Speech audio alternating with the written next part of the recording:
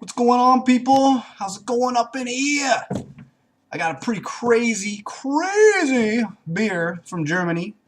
It is called Schlenkerla. I don't really know what it says, but it's like Schlenkerla. It is completely in German. I apologize for the lighting in here.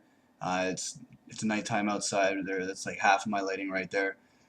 It does say Schlenkerla Smoker. Oh, smoke beer. It's pretty cool actually. It's got a little red ribbon of this cool little guy. I don't know if you could see it. He's kind of got like a beer in his hand and then a cane on the other side. He's just kind of like.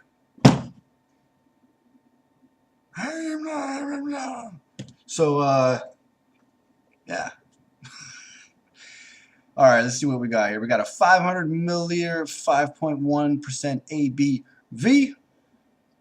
They got some English written on the back here, which is pretty awesome. It says, following time-honored malting and brewing traditions, the strong, smoky flavor of original Schlenkerla smoke beer is achieved by exposing the malt to the intense aromatic smoke of burning beechwood logs at the Schlenkerla malt house.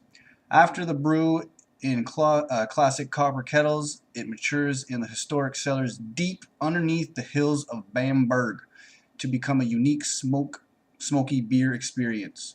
If you go to www.smokebeer.com, it's probably, which is advertised here, it'll probably tell you something a little bit more about this. One thing that's a little cool is it says brewed according to the Bavarian purity law of 1516. Oh, give me a sec. I got a little bit of a phone call. Just checking it out. Alright. Forget the phone call. Here goes. That's the cap, which is pretty much the same little dude that I've been talking about before. I'm going to use this wicked little Home Depot. I usually have this already here. I haven't done a beer review in a long time because I ran out of bandwidth. So I will be shortly changing internet service providers and I will have unlimited speed. Alright. Ooh. As soon as I popped off that lid, I got like a whiff of smoke right away. This is probably going to be, I'm assuming this is probably going to be one of the smokiest beers I've ever had. It's very, very, very little head, unfortunately, but whoa! I'm getting like a really like roasted like smoky bacon kind of taste. That's awesome.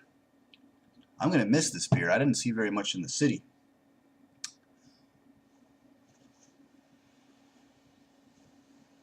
I'm just trying to kind of get through that head a little bit quicker.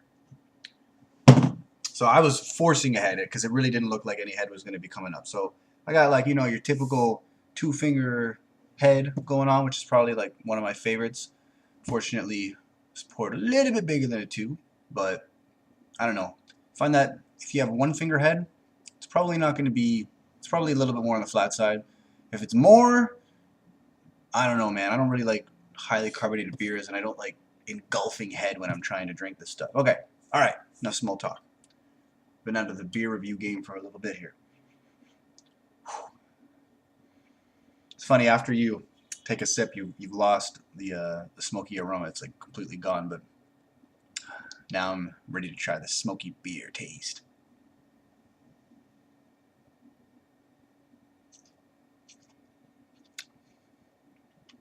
Holy smokes!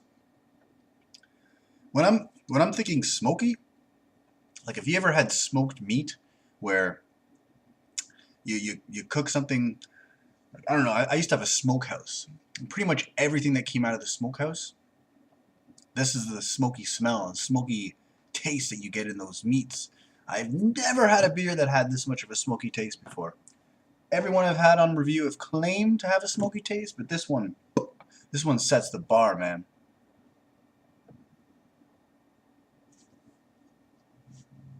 Now, I guarantee you that this is just not considered a dark beer.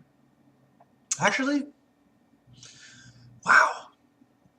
I can't read porter or stout or dark beer anywhere. Everything's in German. Whatever. You know, I'll find out and I'll throw it down on the bottom of the review. Until then, bottoms up. This is a amazing beer. You know, I don't even really get like a hoppy taste. You just get like a malty, smoky taste. It's a medium body. Maybe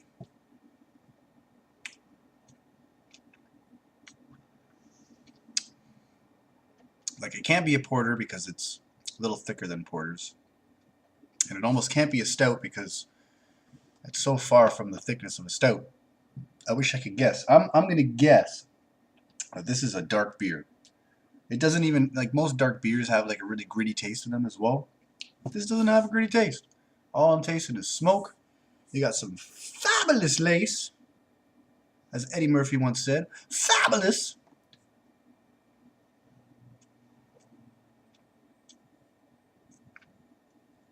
Now there's a forum I go to where I always upload like some of my favorites that I've tried out there. This is gonna make it. I'm gonna advertise this as soon as this review's done.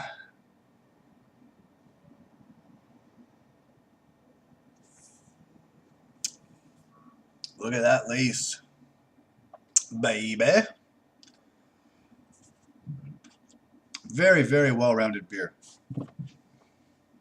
Unfortunately, if I were to take long drinking this, I could see the head dissipating completely. But it's one of those beers where I think that if you swirl it around,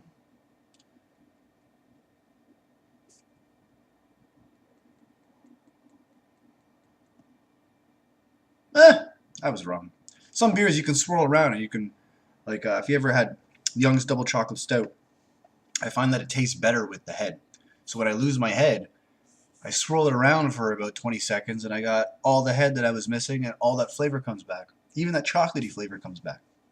I'm going to review that later. It's one of my favorites out there.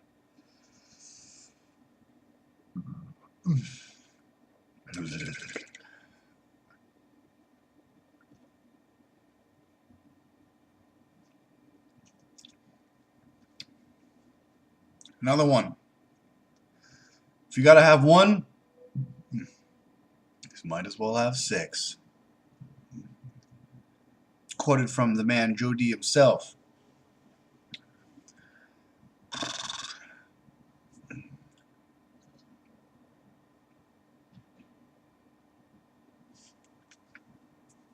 You get like a very creamy taste on your cheeks. Something you usually only get with stouts. Strange cross between the three. I think by now I could figure it out. I'm gonna say I'm sticking with it being a dark beer, but it could be a stout. So everybody, thank you for joining me once again on another one of Chris's beer reviews, and have a nice day.